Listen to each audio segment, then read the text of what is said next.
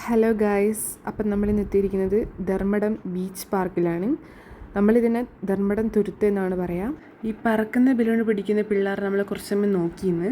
അതിനുശേഷം നമ്മൾ ഈ ബീച്ചിൻ്റെ സൈഡിൽ ഒരു ഊഞ്ഞാലുണ്ടായിരുന്നു, അത് ആടി.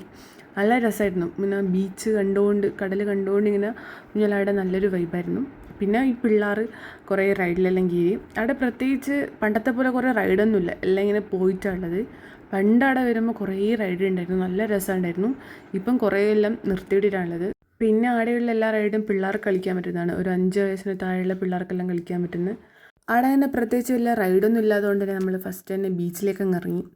നമ്മളവിടെ എത്തുമ്പോൾ ഒരു സന്ധ്യ ആയിരുന്നു, അതുകൊണ്ട് നമുക്ക് സൺസെറ്റ് മുന്നേക്ക് കാണാൻ പറ്റിയിരുന്നു. എല്ലാവരും വന്നപാടെ വെള്ളത്തിൽ ഇറങ്ങിയിട്ടുണ്ട്.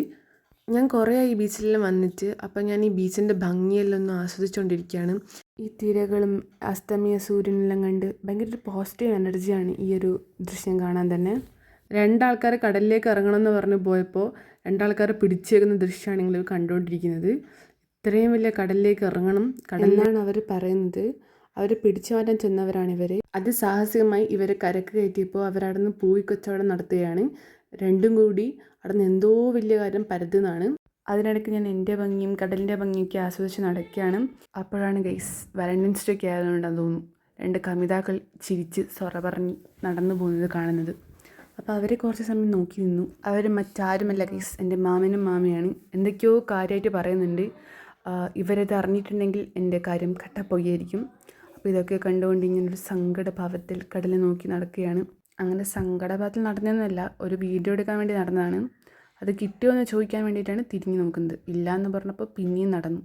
അങ്ങനെ വീഡിയോ എടുപ്പൊക്കെ കഴിഞ്ഞ് ഞാനൊന്ന് തിരിഞ്ഞു നോക്കിയപ്പോൾ കണ്ടത് 2 കുട്ടികൾ മത്സരിച്ചു കൊണ്ട് കക്ക വരുന്ന ദൃശ്യമാണ്.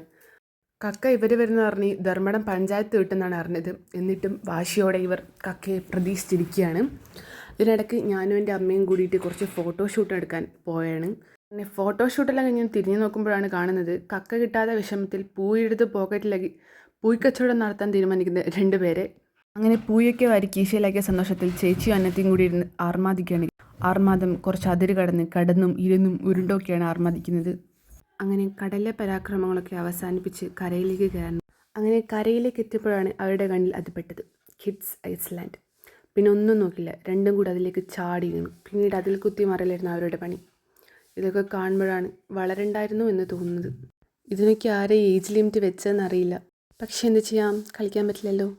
അതുകൊണ്ട് ആ വിഷമത്തിൽ കുറച്ച് സമയം ഇവരുടെ ഈ കളികളെല്ലാം കണ്ടു നിന്നു.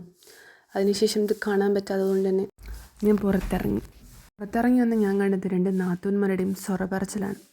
അപ്പോൾ ഇതോടുകൂടി ഇന്നത്തെ വ്ലോഗ് ഇവിടെ അവസാനിച്ചിരിക്കുന്നു.